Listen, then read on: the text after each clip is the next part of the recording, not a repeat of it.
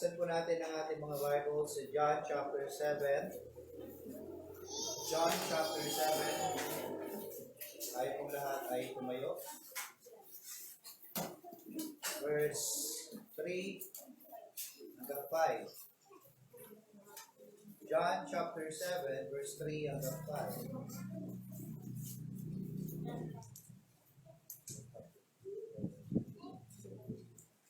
So, sabi po diyan mga kapatid, his brethren therefore said unto him, Depart hence, and go into Judea, that thy disciples also may see the works that thou doest. For there is no man that doeth anything in secret, and he himself seeketh to be known openly. If thou do these things, shew thyself to the world. Di pa kayo? Amen. For neither did these brethren believe in him. At pumanalangin. Aming Diyos, nakila sa lahat, Panginoon, maraming salamat po muli o Diyos sa umagang ito. Sa araw nito, pinagkalod niyo po sa bawat isa. Sa pag-iingat niyo patungo sa amin dito sa iyong bahay panambahan. Sa pag-aawitan, sa presensya po ng bawat isa, sa specials at sa awitin ng choir. Maging sa iyong salita na siyang amin nabasa sa oras ito. Diyos, dalayan ko po, Panginoon, na muli ba ng Espiritu, ikaw po muli muna sa amin, at magbigay po muli ng pag-alalay at pangunawa sa aming pag-aaral na ito, Diyos. Dalayan ko po, Panginoon, mga kapatiran na wala po rito, kayo po patuloy na mag-ingat sa kanila, at patuloy na magbigay po ng kausahan pa rin sa kanilang pakikinig. Diyos, pagpalain mo po ang bawat isa na nandito ngayon sa oras ito. Matawad, Panginoon, sa aming mga pagkakasalang nagampanan sa inyong harapan at kami dalangin sa pangalan ng Jesus. Amen. Ay, po makakaupo na.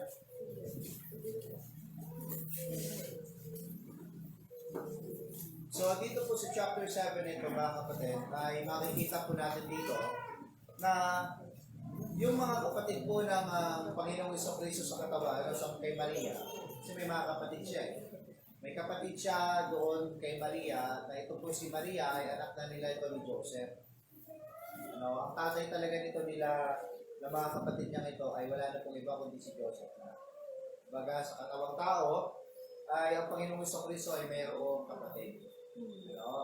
Pero wala na pong kapatid sa pagka-Diyos. Iba po yun. Yung nagpapakilalang kapatid niya, ang Panginoon sa Kristo, wala siya na sa nabanggit sa Biblia na siya kapatid ng Panginoon sa Kristo. At mangyari mga kapatid, nangyari dito, sa huling verse na ating binasa, sa pangangaral ng Panginoong sa Kristo, sa paghahayag niya ng salita ng Diyos, sa pangangaral niya mga kapatid, sabi ng verse 5 yan, For neither did his brother believe in him. Biray mo kapatid, kahit yung sarili niyang kapatid sa laman, ay hindi naniwala sa kanya. Tama po? Hindi naniwala sa kanya. So ano po yung pag-aaralin natin ngayon mga kapatid? So umaga nito, ibig ko pong talakayin natin mga kapatid on leading our family members to Christ.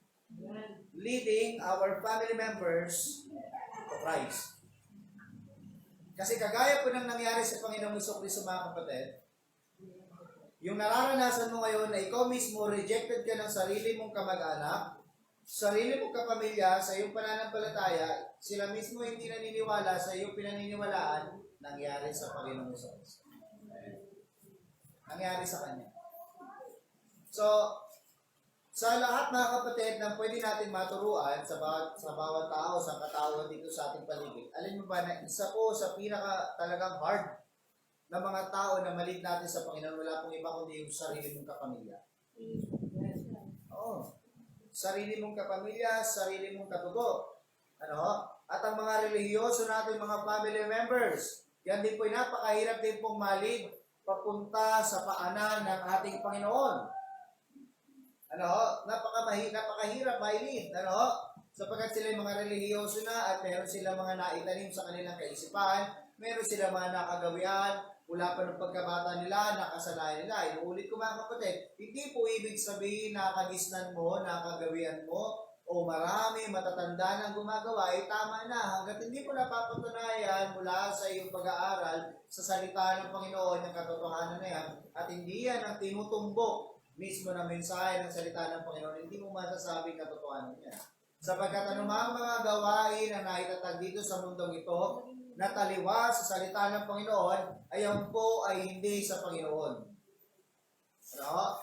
Hindi ibig sabihin, maraming churches ang naitatag dito sa bundok at specifically dito sa Pilipinas. Hindi ibig sabihin, maraming nagpapakilala at nagpapahayag patungkol sa Panginoong Kristo ay tama na sila. Hanggat maaari, ang maging basihan natin, wala pong iba kundi ang salita ng Diyos. Amen. Sa mga kapamilya nating relihiyoso, napakahirap din nila bahagyan ng salita ng Diyos. Sapagkat maging sila, may sasabihin din sa'yo patungkol sa Panginoon. Halimbawa na lang ang ating mga kaibigan, mga kapamilya natin, mga deboto talaga, mga RCs talaga. Kung sila'y kakausapin mo, sasabihin mo, Nay, magsimba naman tayo. Tay, magsimba naman tayo. Kuya, ate, tita, tito, lolo, lola, tara, magsimba naman tayo. Anak, ganito lang yan ha. Kahit hindi kami magsimba, alam ng Diyos na sa puso namin siya. O, di ba? Alam ng Diyos na sa puso namin siya. Hindi mo matatawaran yung anak. Papunta ka pala, pabalik na kami.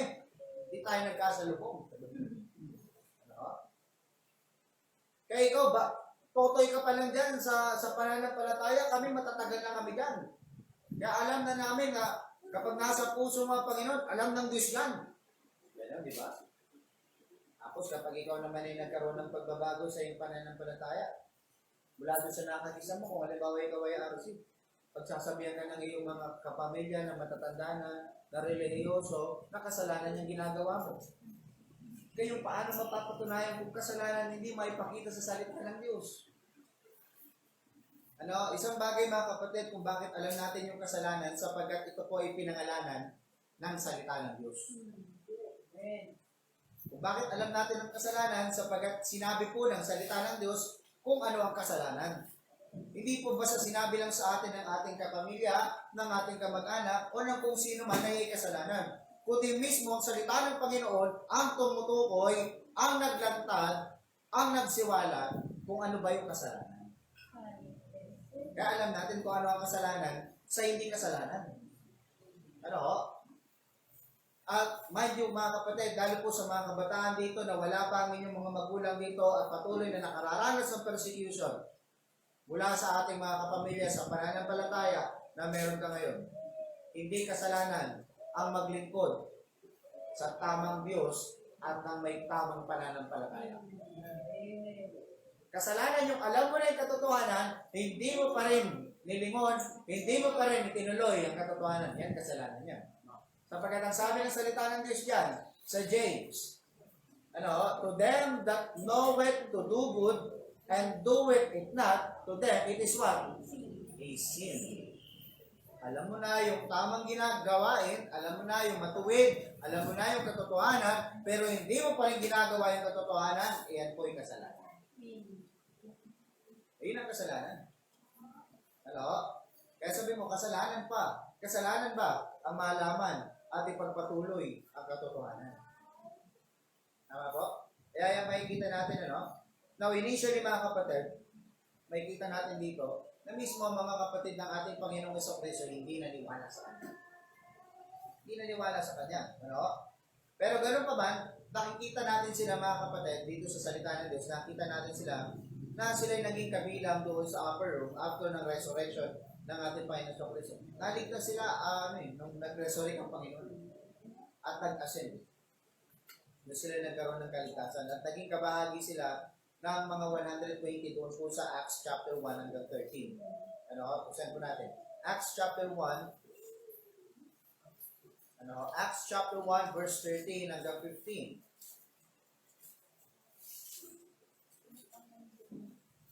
Sabi po diyan, and when they were come in, they went up into the upper room where abode both Peter and James and John and Andrew, Philip and Thomas and Matthew, James the son of Alphaeus, and Simon Zealot, and Judas the brother of James. Pagpatuloy natin basa. These all continued with one accord in prayer and supplication with the woman and Mary, the mother of Jesus, and with his brethren. Ano ho? Doon na sa upper room, doon nag-ascend na ang Panginoong Kristo. Dito na po mga kapatid yung kanilang anticipation ng Banal na Espiritu na ang Banal na Espiritu ay pinadala ng Panginoon sa kanila. Sabi niya, papunta ako sa langit, but I will send you the Holy Spirit to be your guide, to be your teacher. Kaya doon sa upper room na mga kapatid, together with 120 brethren, mga kapatid, kasama na sila doon. Kaya yung moment lang na yun, sila talaga naligtas. Pero na during the time of 30 ministry ng ating Panginoon sa Kristo, hindi sila naniniwala. Ano? Hindi nga sila kasama umuupo doon sa mga tinuturuan ng Panginoon sa Kristo. Sa halip, sila po'y tumatayo, umaalis. Kasi with our family members, mga kapatid, maaaring minsan sarili nating asawa, hindi natin maakay papunta sa ating Panginoon. Sarili nating anak, hindi natin maakay papunta sa ating Panginoon. May mga pagkakataon na ganyan. Tama po? May mga pagkakataon na kung saan tayo po, ikaw ay mananampalataya at hindi kapwa mananampalataya ang iyong nakasama. May mga kamag-anak tayo, may mga kapamilya na tayo na hindi natin kapwa mananampalataya. Mga kapatid, yan po yung isang pinaka-top sa atin. Nakakapag-share tayo ng salita ng Diyos sa iba. Nakakapag-akay tayo, nakakapag-evangelize tayo sa ibang tao, pero yung sarili nating kamag-anak, sarili nating kapamilya, hindi natin kasama ngayon dito sa pananabahan. Tama po? Pero huwag ka mag-alala kapatid, sapagkat hindi lang din ikaw ang nakaranas ka. Ang Panginoon sa Kristo. Pero ano po ba yung mga dapat nating tingnan dito? Ano ho? Ano po ba yung mga dapat nating makita dito in leading our family members? Ano? To the Lord Jesus Christ. Now, before ko po ipagpatuloy ito, ibig ba natin na ang mga kapamilya natin ma-lead natin sa Panginoong Kristo? Amen. Ibig ba natin na sila din po ay makatamo ng kaligtasan na meron tayo ngayon at may bahagi sa kanila?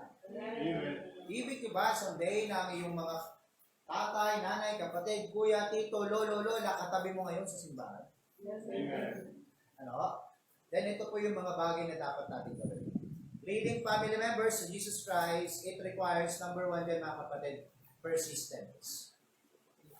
Persistence. Ano ho? Kailangan po tayo maging persistence. O kailangan natin yan mga kapatid. Sabi diyan, Acts chapter 17, buksan niyo po.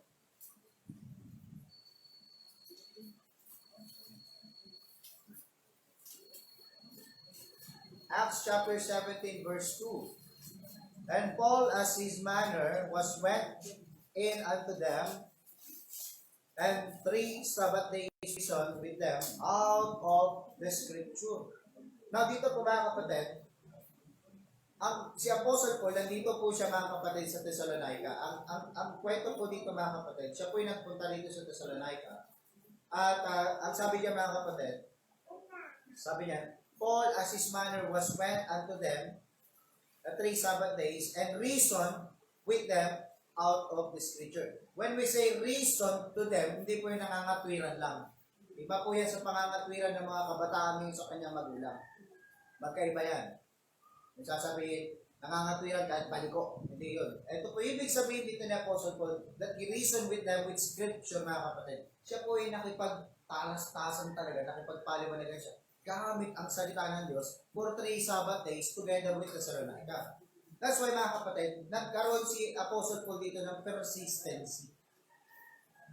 Naging persistence siya mga kapatid. For 3 Sabbath days mga kapatid, the Thessalonica mga kapatid, the Thessalonians, he turned the Thessalonica upside down. Hindi, take note kapatid, hindi po nakuha ng isa lang. But he reasoned with the Scripture. Kagaya po sa ating mga minamahal na mga kamag-anak, sa ating mga kamag-anakan natin, sa ating mga malalapit, sa puso natin ng mga mahal natin sa buhay, hindi pwedeng makuha lang yan ng isa without persistency. Sapagkat minsan sa una pa lang, akala mo, papasok yan dito, lalabas siya sa kabila. Subalit kung magiging persistent tayo, kagaya po dito ni Apostle Paul, mga kapatid, we can turn our loved ones upside down. Sabi ko nga mga kapatid, marami po sa atin dito, we pray about our loved ones to be saved. Pero ang tanong mo kapatid, anong ginagawa mo for you to your loved ones to be saved? May ginagawa ka pa ba? Ano ho? May ginagawa ka pa ba? So dito mga kapatid, si Apostle Paul, he preached to the Thessalonians several times before some of them believe. Ano ho? Bago nangyari na ang iba sa kanila ay nagkaroon o naniwala o nanampalataya. Ano ho? So mangyayari mga kapatid, some people need to hear the gospel over and over again. Ano ho? Paulit ng paulit-ulit. Ako mga kapatid, ibahagi ko ulit ang aking patotoo. Ako po yung nag-aral sa isang Christian school, particularly itong Christian school na to ay Baptist. 4th year high school po ako nag-aral sa isang Christian school. Baptist po yung school na yun, Baptist pastors, Baptist preacher. So dahil Christian school siya, meron po tinatawag ang mga Christian school na Chapel R. Si Chapel R mga kapatid, yan po yung andyan lagi may Bible studies, mayroong mga pastors and speakers sa kung saan magsasalita, magsishare ng salvation sa lahat ng estudyante. So sa isang taon mga kapatid, halos mahigit kumulang. Napakadami kong beses narinig ko ang mensahe ng kaligtasan. Laging paulit-ulit, sabi ko na lang. Hanggang sa sinabi ko na lang, dahil kabisado ko na siya. Alam ko na ituturo ng pasto na. Hindi pa po ako mananampalataya nito. Yung salvation. Sabi ko sa akin mga kaibigan, salvation ang ituturo niyan. Salvation. Simula pa lang kagad, mensahe kagad ng salvation talaga. Kaligtasan. Sabi ko sa inyo eh. Nakikipagpustahan pa ako eh. Ito pa yung mga bersikulo niyan. Bago po ako naligtas, paulit-ulit ko na rin, nakabisado ko pa nga. Kasi lagi nyo na lang eh. May tinatawag na Romans Road, John and Romans, paulit-ulit yan. Paulit-ulit ko napakinggan yan. Hanggang sa isang araw mga kapatid, yung paulit-ulit na yan mga kapatid, nagpapasalamat ako sa mga mensaherong ginamit na yun ng Panginoon. Hanggang sa dumating yung punto mga kapatid na naulit yung mensahe. Pare sa mensahe, pero iba ang response ko ngayon. Iba ang response. Ano? Yung mga ibang preacher na napakinggan ko, sabi nila, nag-i-invite sila lagi. Sige, tanggapin mo ang Panginoon, kilalanin mo ang Panginoon. Sabi, lagi na lang ganito. Sabi, lagi na lang nakakasawa na. Sabi ko, unbeliever po ako. Pero habang paglaon, paulit-ulit, dumating po sa punto mga kapatid. Parehas sa mensahe, sabi ko nga, parehas sa mga versikulo, parehas ang imbitasyon. Pero kaiba ang nangyari, response ako. Iniwan ko yung mga kaibigan ko sa bench namin. Punta ako sa harapan, sabi ko, gusto ko makilala ng Panginoon. At nakita ko yung sarili ko, yung pangangailangan ko sa Panginoon, na nandoon yung realization mga kapatid ng pangangailangan. Kaya nagpapasalamat ako doon sa persistency na ginawa. Sapagkat kung isang beses ang dumali sa akin, yung baliwala. Kaya kung ibig natin yung mahal natin sa buhay mga kapatid ay ating pong maakay patungo sa ating Panginoong Jesucristo at kung anong pananampalatayang meron tayo relasyon sa ating Panginoon, may bahagi natin sa kanila mga kapatid. Unang kailangan natin persistence. Persistence. Pagtiyagaan natin. Tiyagain mo yan kapatid.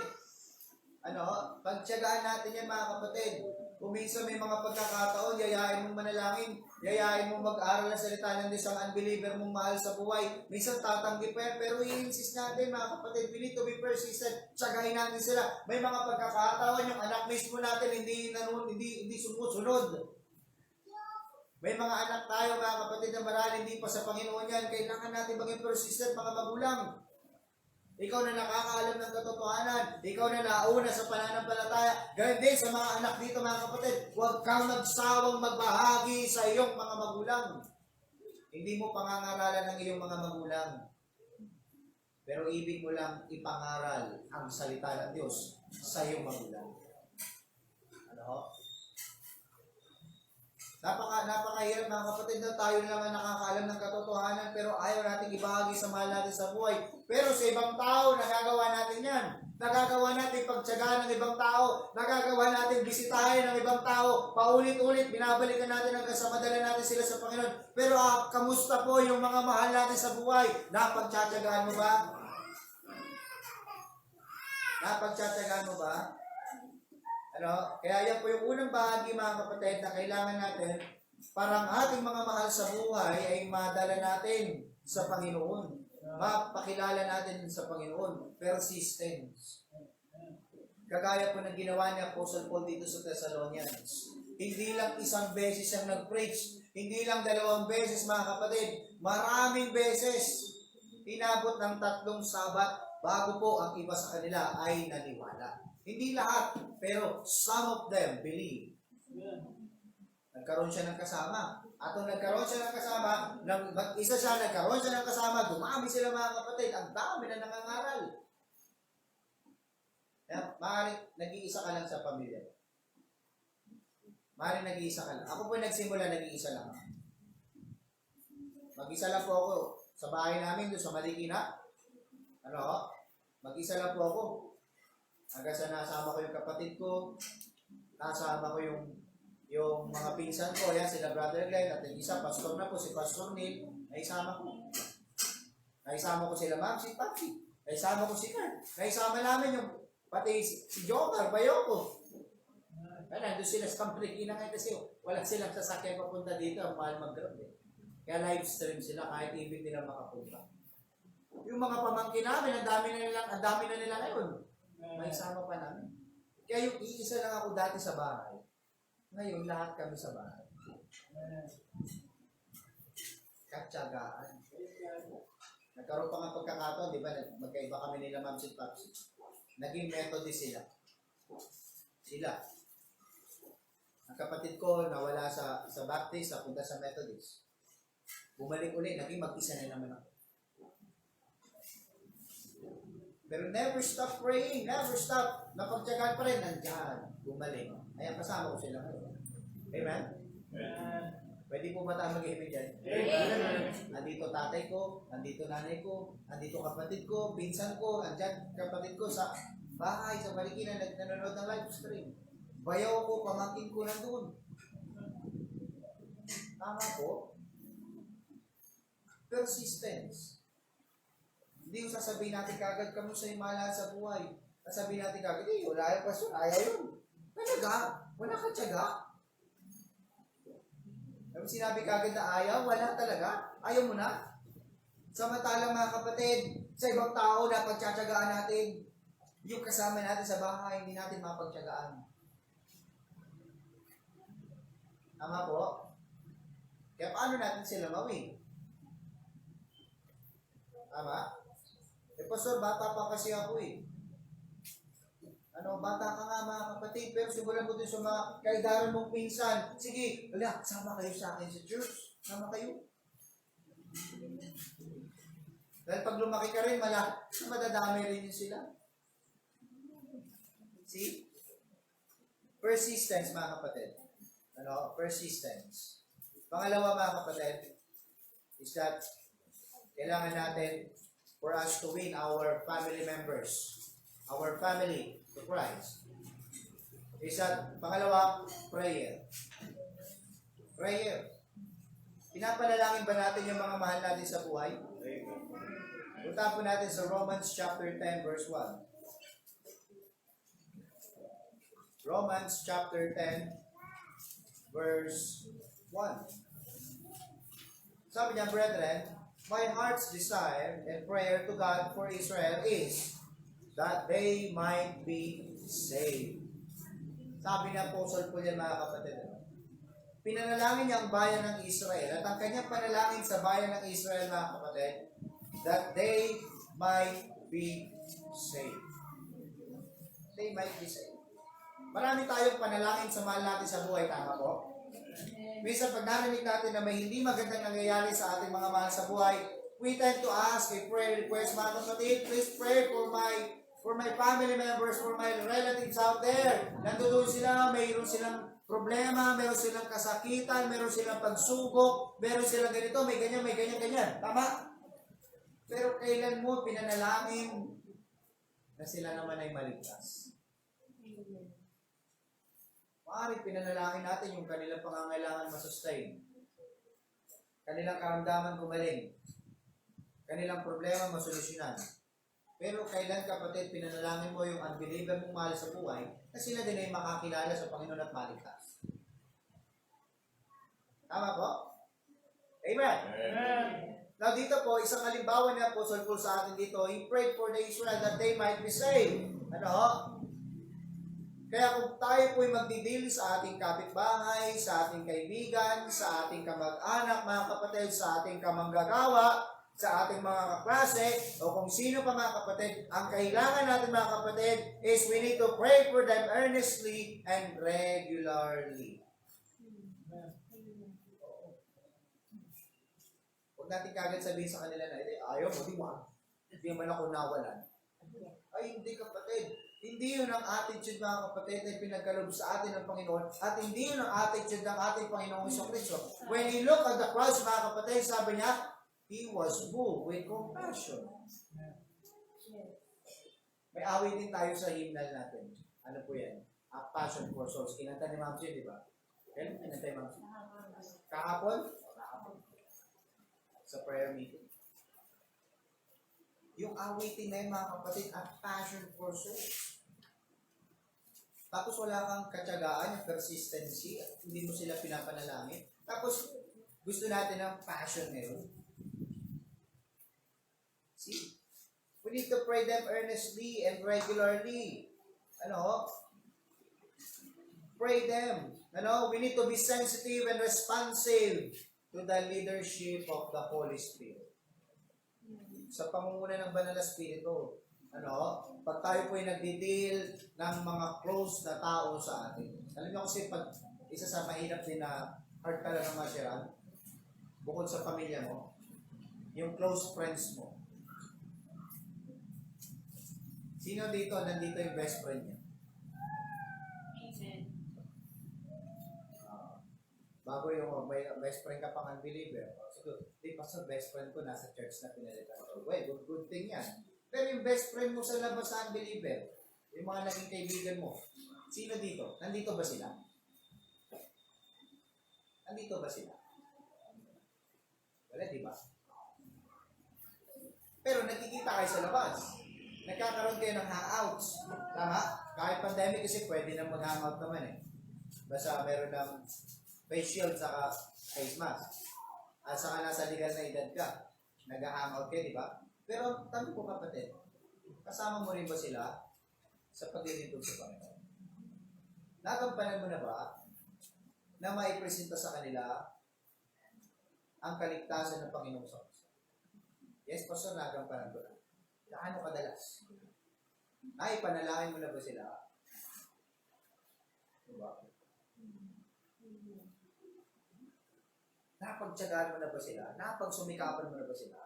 Ikaw ba'y naging sensitibo sa pangungusap ng Banal na Espiritu? Ikaw ba'y kinakausap ng Banal na Espiritu na sa tuwing kasama mo yung mga yan, ay may nagsasabi sa'yo, sharean mo naman yan, sharean mo naman yan, bahagyan mo ng kaligtasan, ipanalangin mo, i-Bible study mo, may nagsasabi ba gano'n sa atin?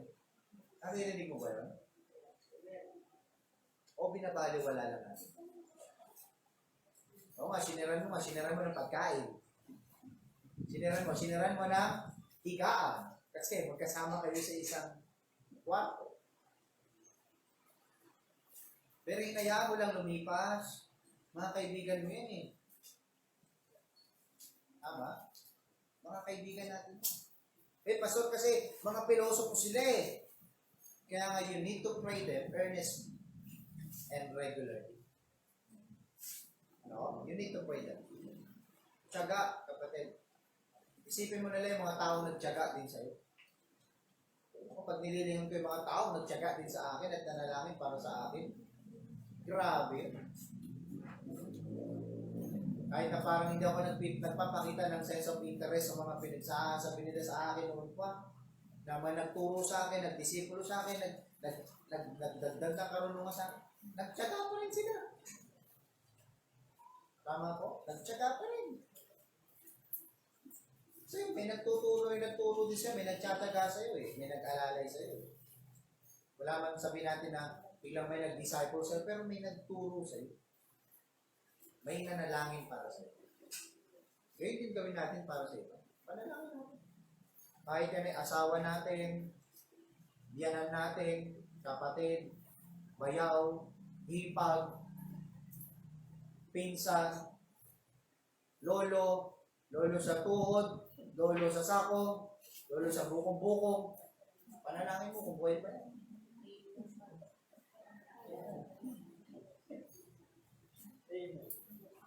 Pag nasa LDS kayo, kung ilan yung kamag-anak mo, kailangan ka mabautismohan kung ilan sila. Alalahanin mo kung hindi sila maligtas. Sa LDS yun. Ano?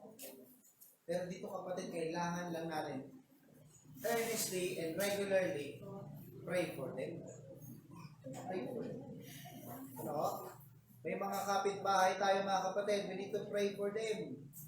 Ano? Pray for them. Thirdly mga kapatid, na kailangan natin for us to lead our family members is perception. Perception. Ano po yung perception mga kapatid? Yung ating pang-unawa. Magkaiba po mga kapatid yung perception sa toleration. Ano? Perception, pang-unawa. Toleration mga kapatid ay parang inuunawa mo sila pero sa kabila ng pang-unawa na yun ay parang hinahayaan mo lang. Okay lang yan, sige, okay lang. Toleration. Hindi pang-unawa yun. Now, ano po yung perception na dapat natin mga kapatid? Ano? Pang-unawa. May mga mahal tayo sa buhay na relihiyoso. At ang mga religious people, mga kapatid, sila po yung nagtitiwala, pero wala silang naaasahan na eternal life o security doon sa kanilang paniniwala bilang isang relihiyoso o sa kanilang religion. Kaya yung kagad na minsan nagiging katanungan ko sa aking mga kaibigan na RCs, ano yung nagiging katiyakan mo sa kabilang buhay sa iyong pananampalataya na meron kami? Ang lagi nilang sagot mga kapatid, ay walang nakakaalam yan, sapagkat ang Diyos lamang nakakaalam yan. Yun ang sagot ng mga taong walang alam sa Biblia. Sapagkat sinabi na sa Biblia, ang iyong maaaring maging destinasyon kung wala ka sa Panginoon at kung nasa Panginoon ka. Malinaw ang paghahayag niyan sa John chapter 3. Tama po? Malinaw ang paghahayag niyan sa John chapter 3. Buksan po natin. Laging excuse yan, no? Wala nakakaalam yan, brother. Kasi Diyos lang ang nakakaalam. Diyos ka ba? Ganunin ka pa, no? Diyos ka ba? Ay, di po ako Diyos. Ako po'y anak ng Diyos. At bilang isang anak ng Diyos, ipinagkaloob ng Diyos ang kanyang salita at ikanyang inihayag ang kanyang salita para aking malaman. Ano? Sabi niya mga kapatid sa John chapter 3, bago sa tayo mag-16. Sabi niya, saan natin sisimulan mga kapatid? Ang sabi diyan, in verse 15. And verse 14 muna. Ito po ay mayroong accreditation mula sa Old Testament. Ano sabi niya? And Moses lifted up the serpent in the wilderness, even so must the Son of Man be lifted up. Kasi nangyari mga kapatid, ang bayan ang mga Israelites, sila po ay nagkaroon ng natuklaw sila ng ahas. Kasakit sila lahat, iba ay nagkandamakan. At nananalangin si Moses sa Panginoon kung ano dapat gawin. At nagbigay ang Panginoon sa kanya ng brazen serpent. Brazen serpent. Kaya, alam niyo yung di ba yung sign ng doktor? Ahas. Brazen serpent. Kasi doon po, sabi dito ng Panginoon ngayon, ang kanyang binigay kay Moses na instruction, lahat ng titingin dyan sa mata ng brazen serpent na yan, pag iniangat yan, at lahat ng titingin dyan, gagaling. Kaya ngayon, sa medical logo natin, medical sign, nakikita mo, natitigan nyo na ba ng mahigit? May ahas doon eh. Oo. Nasasabi ko, ahas yun na. Huwag ka nakatulog, may patay ka din. Hindi, sabi din sa salita ng Diyos. Sino ang, pag iniangat niya, sino nakatititig yan sa mata ng brazen serpent ay makatatanggap ng kagalingan mula din doon sa kasakitan o laso na pumasok sa kanyang katawan. Now, ito po yan. Pagdating po dyan sa verse 15 na yan, Verse 14. Ay sabi niya, and as Moses lifted up the serpent in the wilderness, even so must the Son of Man be lifted up. Sabi, kung paano itinaas ni Moses ang serpent na yan, the brazen serpent, para magkaroon ng kagalingan ng bayan ng Israel doon sa pagkakatuklaw sa kanila ng ahas, ay gayon din dapat ng pagtataas sa Panginoong Jesucristo. Sabi, nangyari yun, di ba? Naitaas siya sa pamamagitan ng cross. Painiahon. Mataas na lang, natatanda, nakatingin sa kanya. Ngayon, ito ang sinabi kasunod. Tignan po natin, verse 15. That whosoever believeth in Him should not perish, but have eternal life. Tignan niyo po. Ano po ibig sabihin ng believe it? Yan, hindi lang basta maniwala. Kasi kung tatanungin natin ng maraming tao ngayon, pag tinanong mo, kilala mo ba ang Panginoong Jesucristo? Yes, kilala ko. I know Him very well. May kaibigan ako ganyan. Religyoso siya. Devoto talaga siya sa akin. Kinukwento niya sa akin kung gaano niya kakilala ang Panginoon. Namanga ako, kilala niya nga. Sabi niya, mula talaga ng pagkapanganak niya, kilala ko na yan. Kala ko nga, inaanak niya eh. Pagkapanganak, sabi niya, ganito, yung kanyang pagkakatawang tao, yung kanyang pagtuturo, hanggang sa paglaki niya, kilala ko. Alam ko ang pagkatao ng Panginoong Jesucristo, kilala ko siya. Sabi ko sa kanya, isang tanong ko sa kanya, maganda, kilala mo ang Panginoon. Pero ang tanong ko ulit sa'yo, kilala mo ba ang Panginoon na nagliligtas? Na bilang tagapagligtas? Oo, sabi niya. Kaya nga iniingatan ako lagi ng Panginoon sa pagpasok ko sa trabaho eh. Alam mo bang never pa ako na-aksidente? Wala.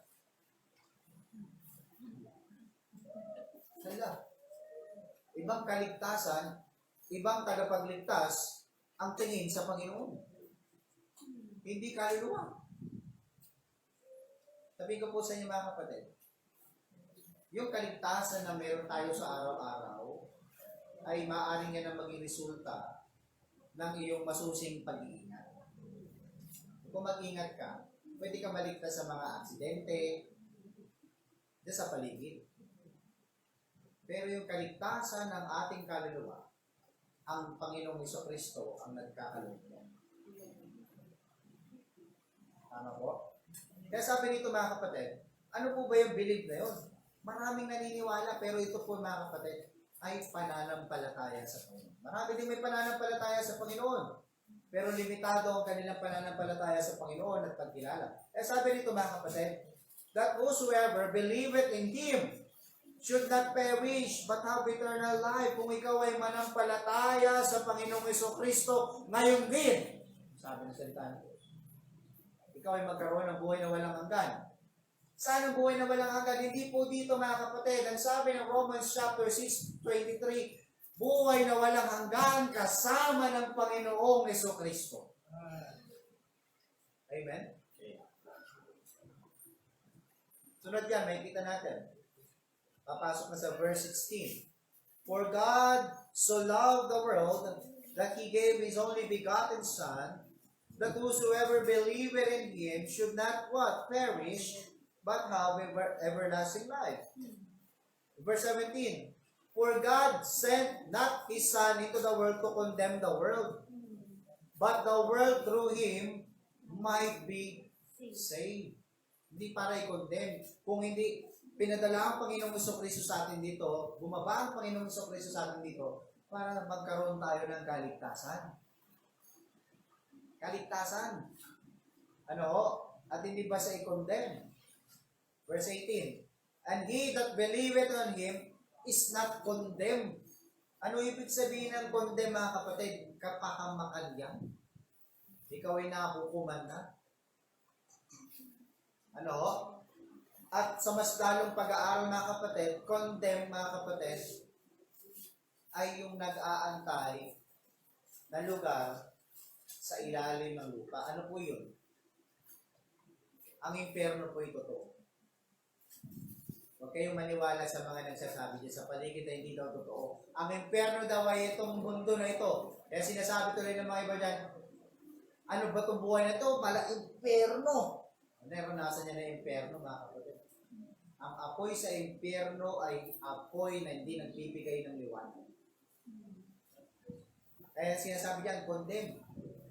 Pag hindi ka nanampalataya sa Panginoon, hindi ka na nagkaroon ng paniniwala sa Panginoon sa Kristo, na siyang isinugo dito sa lupa para magkaroon tayo ng kaligtasan, you are already condemned. Yan sinasabi ng salita ng Diyos, kapatid, ha? But he that believeth not is condemned already, because he hath not believed in the name of the only begotten Son of God. And this is the condemnation, that light is come into the world, and men love darkness rather than light, because their deeds were evil. See? Pero pagdating dito, mga kapatid, sa verse 21, but he that doeth truth cometh to the light, that his deeds may be made manifest, that they are wrought in God. See? Sinabi rin ng salita ng Diyos, kung hindi ka manampalataya sa Panginoon, ang wala sa Panginoon, walang relasyon sa Panginoon, condemnation na nag-aantay. Kaya paano masasabi, mga kapatid, ng mga mahal natin sa buhay kapag tinanong natin, ikaw ba'y may katiyakan na ba na kapag dating ng kamatayan sa iyong buhay, ay may nag-aabang na sa iyong langit? Ang sagot nila, wala. Walang nakakaalam niya. O pwede sabihin mo ngayon, alam mo, sapagkat sinabi ng salita ng Diyos. Yun ang sinasabi ng salita ng Diyos. Tama? Kaya ano po kailangan natin para malig natin ang mahal natin sa buhay? Pangunawa. Perception. Unawain natin sila, kapatid. Unawain natin sila, but not to the extent na hindi na-tolerate natin yung kanilang ginagawa. Unawain natin na ganyan ang kanilang paniniwala, mga kapatid, kung kaya't mas lalo tayong magkaroon ng kahabagan sa kanila sapagkat yung paniniwala nila ay hindi madadala patungkol o hindi sila madadala patungo doon sa buhay na walang hanggan. Pinaniwalaan lang nila yung gusto nilang paniwalaan. Tama po? Kaya mga kapatid, pagdating sa perception, paano magsisimula yan? Minsan mag-i-engage po tayo sa isang conversation about the gospel. At ang isang tao magsasabi po sa ating mga kapatid kung ano po yung mga nasa isip niya. At take note, kapatid, kapag nagsimula sa mga kapatid magsalita at mag-share na sa iyo patungkol sa kanyang pananampalataya, ayan na po yung pinakamagandang opportunity na may bahagi mo ang salita ng Diyos sa kanya. Oh, magandang opportunity niya, mga kapatid. Kasi sabi sa Proverbs chapter 16 verse 1. Proverbs chapter 16 verse 1, the preparations of the heart in man and the answer of the tongue is from the Lord. Ano?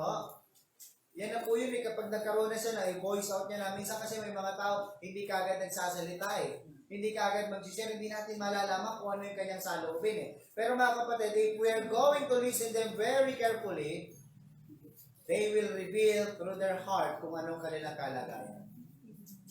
Sa pamamagitan lang ng usap, kapatid. Sa pamamagitan lang ng pag-uusap ninyo.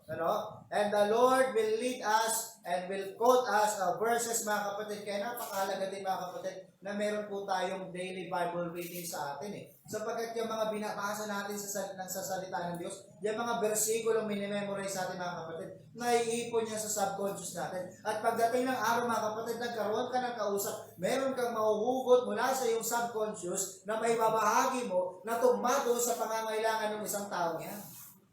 Tama po? Kaya akala kagad natin, itong tao to, kabisado mo kasi yung Bible. Hindi, kapatid. Ang Diyos ang magbibigay sa iyo ng quote ng verse na yun sa mga nabasa mo. Pero hindi ibig sabihin, mga kapatid, sasandukin mo yung Biblia, gagawin mo. Parang makabisado ko. Hindi ganun ang pagkakabisa ng Biblia. O gagawin daw, sabi, iunan mo ang libro para tumalino ka. Kahit iunan mo pa yan sa damakmak na libro at ikumot mo pa yan kung hindi mo binabasa. Bali, wala. Tama po? Kaya nga, mga kapatid, we need to be sensitive enough also. Yung bibigay ng verse of scripture ng Panginoon at mga illustration na kung saan magda-direct response to the heart ng iyong kamag-anak, ng iyong mahal sa buhay, o kung sino man ang kausap. Kaya mga kapatid, kailangan natin ng perception. Unawain natin. Ako may lola akong Si Mami, kilala natin si Mami, di ba? Si Mami talaga ay, talaga yun, biboto talaga yun, pa? Meron siyang batang binibihisan lagi doon sa bahay nila. Hindi na lumaki. Sabi ko, mami, ilang taon na to? Maliit pa ako. Kasi laki ko dati nga, malaki na ako dyan. Hindi na nalaki yan ah. Oh, shh! Ganun. Sabi sa akin. Huwag kang ganyan. Kasama yan ang mahalang kasama ko. Uy, mabait yan. Mabait. Sabi ko sa kanya, mami, mahal kita. Naiintindihan ko yung kalagayan mo, pero ibig ko ibahagi sa iyo yung katotohanan. Mas mahal ka ng Diyos. Sabi ko sa kanya. Anong gagawin pag mamahal niya? Ginawa lang din naman yung tao eh. Diba? Papaguri ka lang niya, bibihisan mo yan, hindi naman gano'n kamay niyan eh. Yung baby nga ganyan kay Luz, pag binibihisan ko diaper, nakakausap ko pa yan ha. Pero pahirap pa ba magsuot ng diaper dyan minsan? Kaya, suot na yung diaper. Tataas pa yan. Okay, suot na yung damit. Nakausapin mo pa talaga ng matindi yan, di ba? Eh paano pa kaya ikunin ko, bato na nakagano'n lang? Paano mo bibihisan mo? Papagod ka lang. Tapos mananalangin ka para sa kanya. Sabi ko kay mami, mami, mahal kita, mami. Naintindihan ko yung pananampalataya na meron ka, pero yung tamang pananampalataya na ibig ko malaman mo ngayon. Mahal ka ng Diyos. Mahal ka ng Diyos. Kaya sabi ko kay mami, pumapatol ako sa bata. At tulang yung bata na yan. Mabiro ko lang. Masaya kasi kami kausap ni mami. Kaya kung malapit na si mami dito, ang layo kasi. Matadala namin dito si mami, saka yung kondisyon ng kanyang tuhod, hirap na rin. Ano? Kamag-anak namin, lola ko yun. Tatay ni Papsi. Pero usually sa atin, karamihan sa atin, hindi natin makausap ng ganun lola natin. Kasi, asawayin ka. Hindi ka na makakakuha ng 100 pesos sa kanya sa Pasko. Hindi pwede kasi si lola magagalit eh. Kasi nintindi ko yung galit ng Diyos eh. Tama? Hindi sa pagwawalang galang mga kapatid, hindi po. Our God is no respecter of person. Pag pinag-usapan natin ng Panginoon mga kapatid, ang Panginoon lang ang siyang tamang dapat itaas at respeto. Pero not to the extent mga kapatid na dinidegrade natin pagkatao, nandun pa rin ang buong paggalang at respeto. Kung talagang mahal mo, nirerespeto mo, mahal mo sa buhay, lalo ito mga nakatatanda sa iyo, maunawaan mo yung kanilang pangangailangan ng katotohanan. Ngayon din, perception. Naintindihan mo yung pangunawa. Nagkakaroon ka ng pangunawa, kailangan nila yung katotohanan. Perception nito. Amen? Huwag natin iwasan. Kasi minsan, sabi ko sa inyo, may mga kamag-anak tayong pilosopo. May mga kamag-anak tayong pilosopo. Kami meron. Meron sa amin.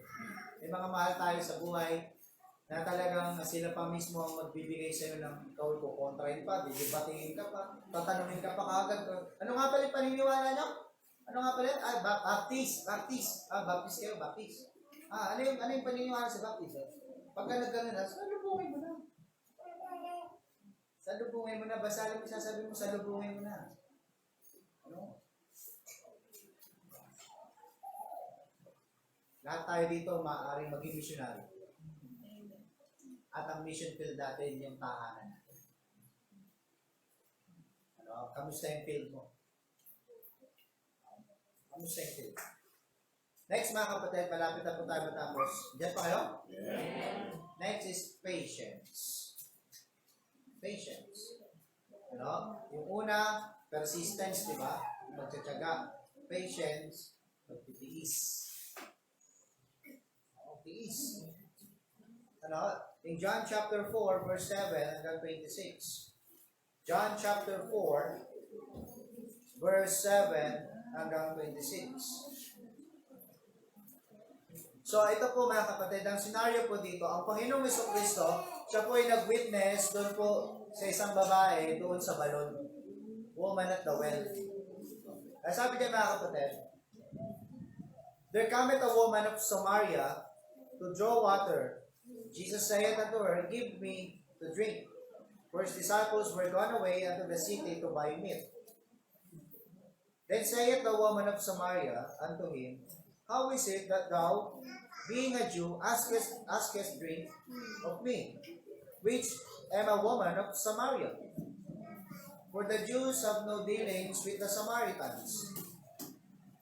Jesus answered and said unto her, If thou knewest the gift of God, and who it is that saith to thee, Give me to drink, thou wouldest have asked of him, and he would have given thee living water. The woman said unto him, Sir, thou hast nothing to draw with, and the well is deep. From whence then hast thou that living water? Art thou greater than our father Jacob, which gave us the well, and drank thereof himself, and his children, and his cattle? Jesus answered and said unto her, Whosoever drinketh of this water shall thirst again. Ang unawa kagad nitong babae nito, ni Samaritan woman, yung pinag-uusapan lang ay yung tubig. Pero ang pinakikita ng Panginoong Kristo ngayon, yung representasyon niya, mga kapatid, na siya bilang isang living water, na kapag siya ay kanyang natanggap, ang sino mang makatanggap, makainom sa Panginoong Kristo, kailanman hindi na mauuhaw. At sabi niya ngayon dito, mga kapatid, sino uminom dyan sa well na yan, mauuhaw. Mauuhaw pa rin. Ano ho? Sabi niya, But whosoever drinketh of the water, that I shall give him, shall never thirst, but the water that I shall give him shall be in him a well of water springing up into everlasting life. And the woman saith unto him, Sir, give me this water that I thirst not, neither come neither to draw. Diba? Sabi ng Panginoon sa Kristo, pero yung tubig na aking ipagkakalob, hindi na magkakaroon ng kauhawan, pagkauhaw. Ay sabi nito kagad, mga kapatid, ng babae, Sir, bigyan mo ako ng tubig na yan na hindi na ako mauuhaw kailan pa man. Gusto ko yan. See? At ang sabi niya, mga kapatid, Jesus saith unto her, verse 16, tignan niyo po, Go, call thy husband, and come hither. No? The woman answered and said, I have no husband. Jesus said unto her, Thou hast well said, I have no husband. For thou hast had 5 husbands, and he whom thou hast in thy husbands, and that said that thou truly. And the woman said unto him, Sir, I perceive that thou art a prophet. Ano? Ikaw ay propeta. Naalaman ng Panginoon kung ano yung kanyang kalagayan.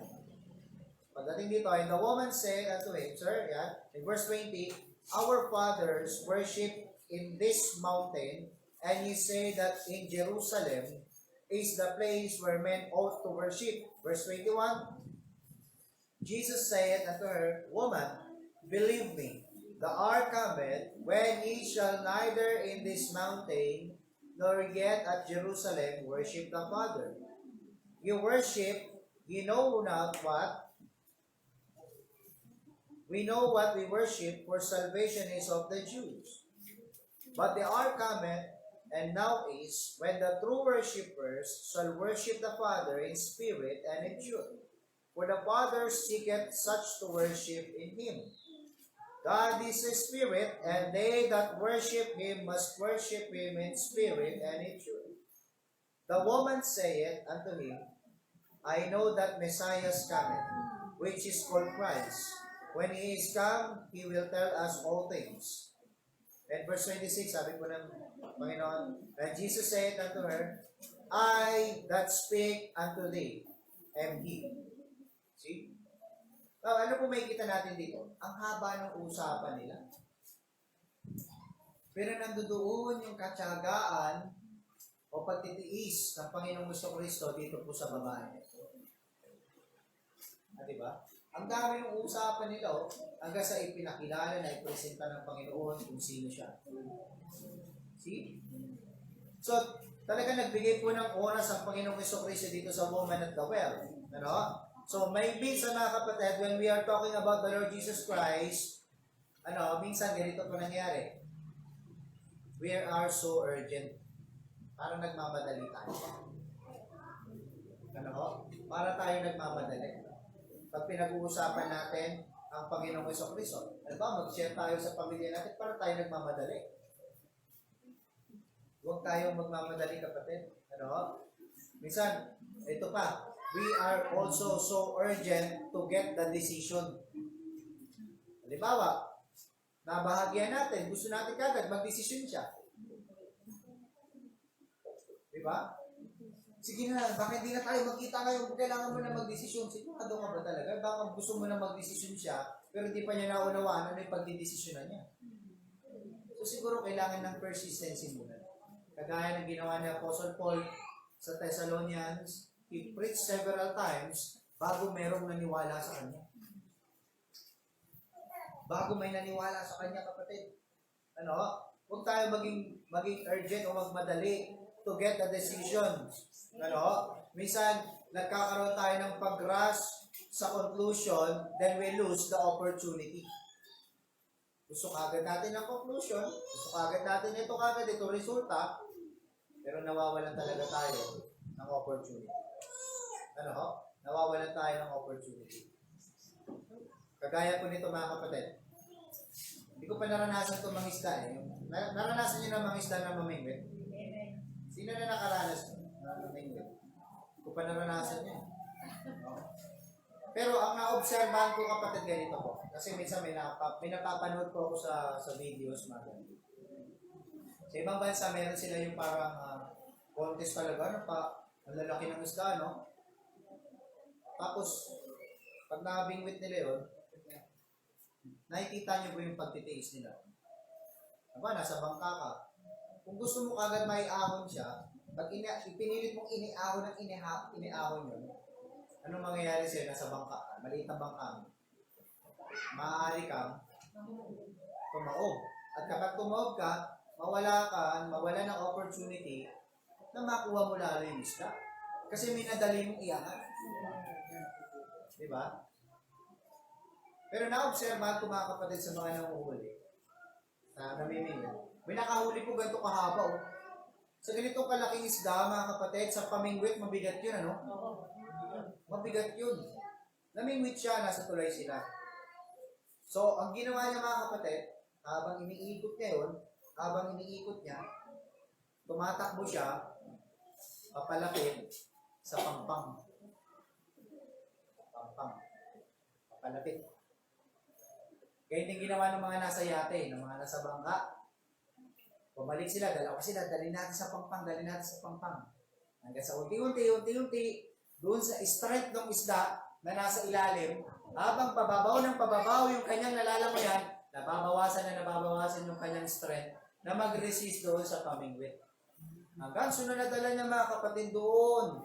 Ando doon yung kanyang pagtitiis. Talagang tiniis niya, makuha niya, pinagtsagaan niya. Nadala na ang opo, ganyan. Ganyan kalaki, sabi ko, ang laki naman yan. Now, ano pong lesson na pwede natin makuha doon? Bigyan natin ng, kung tayo po'y magbabahagi sa ating mahal sa buhay, kailangan natin silang pagtiisan. Hindi kagad natin sila maakay. Marahil, karamihan po sa atin dito, sa ating mga mahal sa buhay, ay mga saradong RCs. Tama? At marahil, sabihin natin na, yung ating mga mahal sa buhay, paso nadala ko ng magulang ko dito sa church eh. Pero hindi lang din ang sinasabi ng Panginoon. Kailangan niyang, pagkakadala mo dyan, kailangan yan ay manatili. Manatili yan. Paano? Huwag nating madaliin, huwag kang masyadong magmadali sa resulta. Pero magkaroon ka ng consistency pa rin sa pagpapahayag sa kanila. Tama? Hanggang sa madali natin unti-unti para sa pangingisda. Madala mo unti-unti, madala mo sa pampang, madala mo doon sa pinakamahinang bahagi siya, and then saka natin makukuha. Hindi overnight yan. Pero I might tell you this kapatid, kapag nakuha natin, napakahirap ng alisin. Sapagkat naunawaan yan. Pero, naunawaan yan. Kaya mga kapatid, nakakatuwa kong makita minsan, may mga kagaya ko, ako po isang pastor. At hindi lang, may mga matatanda sa akin, pastor. Yung mga anak nila, hindi nila pinipilit kagad sa desisyon. Hanggang sa maintindihan nila yung pangangailangan nila patungkol sa Panginoon. Kaya minsan, biglang nagpupusa ng patotoo yung mga anak nila, anak ng pastor, na ibig kong matanggap na makilala ang Panginoon sa Kristo ng lalo. Kaya kagalakan ng mga tatay nila yun. Hindi pinipilit, pero nagiging persistent sa pagtuturo. at nagkakaroon ng patience, magtitiis. Ay, ano nangyari? Okay. Nabubunga. No? Kaya mga kapatid, huwag po tayong masyadong magmadali sa result kagad. Pagtiisan mo. Kung marahil itong araw na ito, nagsimula ka sa inyong tahanan, wala ka nakakita kagad na conclusion, wala ka kagad nakakita ang desisyon, huwag ka magmadali, kapatid. Para hindi natin ma-miss yung opportunity pa. May opportunity pa. Kahit sa mga Bible studies natin, huwag kang masyadong magmadali. Kailangan mo lang maging consistent and persistent. Amen? Pero para sa mahal natin sa buhay, pagtisan mo yan. Pagtisan mo. Amen? Nandiyan ba kayo? Pagtisan nyo yan. Kagaya niya, kung di mo mapagtisan ang preaching ngayon, paano mo mapagtisan ang mahal mo sa buhay? Baka ito lang yung pinakamahaba mong Bible study. Tama po? Tapos di mo pa mapagtisan. Kaya huwag niyo ako tutulugan, kapatid. Huwag niyo ako tutulugan. Huwag natin tulugan ang Panginoon. Amen? Paano mo mapapagtiisan ng ibang tao patungo sa Panginoon kung ngayon pa lang hindi mo mapagtiisan ang pakikinig? No? Babalikan ko ulit ha. Babalikan ko lang to ha. Eh dapat naghahanda kayo. Sabado pa lang handa na kayo. Although ako talaga puyat din ako Sabado. Pero paano ko matutulog nito? Magsasalita ako. Ay nihikab, hindi ko magawa sa inyo. Kahapon, pagkagaling ko ng trabaho, ang gabi po kasi ako. Pagkagaling ko trabaho, prayer meeting natin, alas 8 ng umaga. Gusto ko sana umidlit, kaya lang ayaw ni Lois. Kasi ginugulo ako ni Lois. Hindi ako nakatulog. So, diretso ako dito sa simbahan para mag-preach. At hindi naman ako nahikab. Kaya inagis ako nahikab. Kahit pagkatapos ko mag-preach, parang ang lakas ko pa. Pero pagdating ko na sa bahay, yun ay antok ko. Okay? Sapagkat naniniwala ko, kung hingin mo sa Diyos sa kalakasan para sa Kanya, bigay niya. Para hindi ka parang manok dyan na gaganon-ganon na lang during preaching. Nakakaya kapatid sa Panginoon. Amen? Amen. Huling bahagi na po tayo, pakiusap. Huling bahagi mga kapatid, ng bagay na dapat natin gawin for us to win our loved ones and our relatives. The last one is preaching. Preaching. In Acts chapter 8 verse 35. Acts chapter 8 verse 35, mga kapatid, sabi diyan, then Philip opened his mouth and began at the same scripture and preached unto him Jesus. Ito po yung pagkakataon, mga kapatid, na si Philip ay nabahagyan po ang isang Ethiopian eunuch sa kanyang chariot. At ang sabi ng Ethiopian eunuch, ano ba ito sinasabi ni Prophet Isaiah sa ito? At hindi ko maintindihan. At nagkaroon ng pagkakataon si Philip na i-preach ang salita ng Panginoon kung ano yung hindi maintindihan ng Ethiopian eunuch, i-preach niya patungkol sa Panginoon. No? So ultimately, mga kapatid, we must preach the gospel. We must preach the gospel.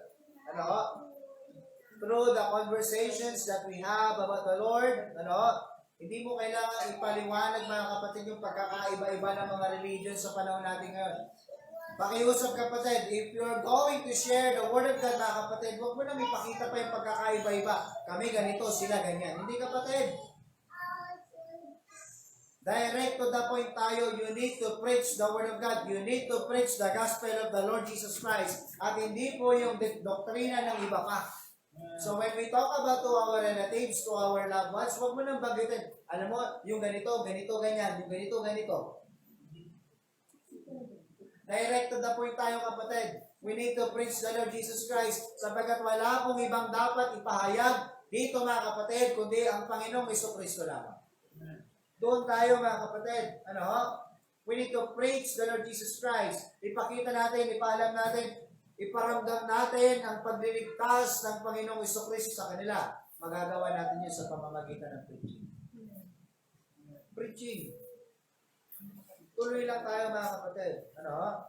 Si Peter, mga kapatid, he preached the Lord Jesus Christ, and Cornelius and his household were saved. Sino po si Cornelius? Si Cornelius po ay isa pong relihiyosong tao na kahit po si Peter, niluhuran niya. Ganon siya karelihiyoso. At ang sabi ni Peter sa kanya, huwag ka lumuhod sa akin. Nag-preach ngayon si Peter sa kanya patungkol sa Panginoon. At si Cornelius at ang kanyang sambahayan, naligtas. Ganon karelihiyoso si Cornelius, ano? Ngayon, daming ganon karelihiyoso, halos halikan yung kamay ng mga clergy. Tama? Halikan. Okay lang sa akin mag-bless eh. Kaya alam, minsan pagkaidaran ko, nag-bless sa akin. Parang ang hirap tanggapin eh. May mga kaidaran ako dito, nag-bless sa akin. Parang tanda na ba ako? Kaidaran na naman tayo Pero sa mga batang maliliit, tanggap ko yung pagmamana nyo. Gusto ko yung pagmamana ninyo. Kasi tayo mga Pilipino, yan ang meron tayo sa wala sila eh. Act of respect talaga yan. Pag-respeto. Pero dito mga kapatid, yung preach, niluran siya, kala niya ng Panginoon. Inawat niya agad. Hindi, huwag ako. Hindi ang Panginoon. Hindi lang yan. Si Philip, he preached the Lord Jesus Christ, and the Ethiopian eunuch was saved. Binasa natin. Na-save ang Ethiopian eunuch. Si Apostle Paul, he preached the Word of God. And a lot of Gentiles got saved. Tama? Gentiles yan kapatid. Gentiles. So yan po mga kapatid, preaching. Makahalaga ng preaching. As part of sharing to our loved ones about the Lord Jesus Christ. Hindi kagad immediate yan, hindi overnight kagad masave yung mga kamag-anak natin, pero kailangan mong pagtiyagaan, pagtiisan, at ipanalangin. Ako po'y naniniwala mga kapatid na ito pong 5 bagay na ito ay maaaring maging katulong sa atin sa pag-share natin sa ating mga family members. Ultimately mga kapatid, they must believe the Lord Jesus Christ, and that's not something that you can make to them, but you can do these things you've heard right now. Maaaring yung mga nangyari po dito na nabasa natin mula sa salita ng Diyos, hindi kagad sinasabi na instant. Pero yung the same process na kanilang ginawa mga kapatid ay pwede mong gawin ngayon din sa iyong mahal sa buhay. Sabi ko kapatid, lagi kong tanong, you pray for your loved ones to be saved. Ano ginagawa mo for your loved ones to be saved? May nakikita ba sa'yo? Para sila ay masave? May nakikita bang distinction sila sa'yo para sila ay masave? O parehas lang kayo? Baka sabihin ng kamag-anak mo, okay lang pala na hindi ako mag-church sa inyo. Parehas lang pala tayo ng ginagawa. Wala palang pagkakaiba?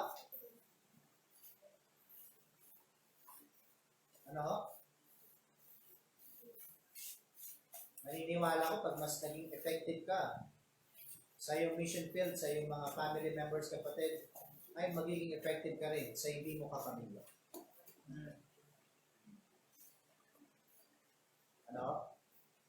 Maaari makaranas tayo ng rejection. Si Apostle Paul doon sa Thessalonica, makipagtalastasan siya, gamit ang scripture. Kine-question talaga siya doon. Hindi lang siya yung may freedom talaga nagsasalita, kundi marami din mga tao pa rin na may alam din na tinatanong siya. Kagaya din ng mga Bereans, mga Nobel Bereans. Tinatanong din siya. Pero hindi niya inatrasan yun. Hindi niya sinukuha na, ayaw niya pala makinig, huwag na nga lang. Gusto ko kasi yung makikinig lang. Hindi pwede yun kapatid. Mas masarap yung may nagtatanong. Amen? Amen. Ay sabi ni Peter, be always ready to every man's question. Maging handa ka palagi. Kung may nagtatanong, sagutin natin. Sagutin natin. Kung hindi natin masagot, babalikan kita bukas. Sagutin natin yan. Amen? Yeah, mga kapatid, isama mo sa pangarap mo na someday, yung mahal mo sa buhay, kasama mo sa church. Huwag ka lang basta mangarap para sa sarili mo. Mangarap din tayo para sa mga mahal natin sa buhay Na someday, kasama ko sila sa bahay. Kasama ko sila dito. Yung mga kasama ko sa bahay, kasama ko sila ngayon dito sa church. Isang kagalakan yan mga kapatid. Na i-spread mo yung tinatawag nilang Family Sunday sa church. Amen? Alam mo, kahit malikot yan ang anak ko, sasama ko pa rin yan. Kasi hindi habang buhay malikot yan. Yung mga maliliit nating anak, kung yung sukuhan na isama niya sapagkat hindi habang buhay magtatatakbo yan sa auditorium. Titigil din yan. Ano? Amen?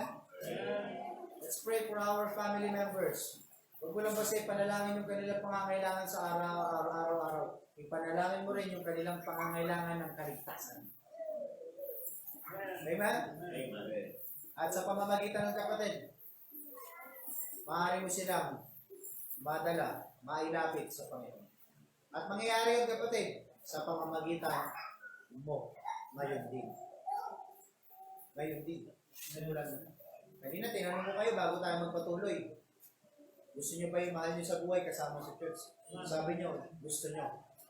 Then, let's make things happen. Amen? Kahit ko manalangin. Aming Diyos, nakila sa lahat ng Panginoon. Maraming salamat po, Diyos, sa pagkakataon na ito. Maraming salamat, Panginoon, sa mensahe na ito ng iyong salita. Na kung saan ay ang bawat isa sa amin ay nabibigyan po ng hamon. Na kung saan ang aming mga mahal sa buhay ay mabahagian namin ang iyong salita at kaligtasan. Na ang mga mahal namin sa buhay ay ma-evangelize namin. Amin silang madala kasama dito sa church, kasama sa paglilingkod sa iyo, Panginoon. Amin silang makasama, Panginoon, ng may buong pusong paglilingkod sa iyo. O Diyos, dalahin ko po itong hamon na ito sa amin, na ang bawat isa po ay magkaroon po ng pagtugod. Magkaroon po ng maganda at mahusay na response, Panginoon, sa pagkakataon na ito. Dalahin ko, Panginoon. Iba't iba man ang aming sitwasyon, iba't iba man ang katangian ng aming mga mahal sa buhay, subalit naniniwala ako na ikaw po magbigay ng kakayahan, kalakasan sa bawat isa sa amin upang mabahagian namin at maging instrumento kami ng kahaluyan ng pagpapalat mensahe mo sa aming mga mahal sa buhay. O Diyos, gawin mo pong posible itong mga bagay na ito. Na ang aming mga mahal sa buhay ay makasama namin dito sa church. Na ang aming mga kamag-anakan ay makasama namin sa church. Even Lord, ang aming mga kamag-anak, mga kapitbahay, mga kaibigan, makasama namin sa church. O Diyos, lagyan mo kami ng passion para pa rin sa mga kaluluwa na ito. Bigyan mo kami ng passion sa paghahayag ng katotohanan. Maraming salamat, Panginoon, ikaw patuloy na kumilos sa bawat isa. Dati ang dalangin sa pangalan ni Jesus.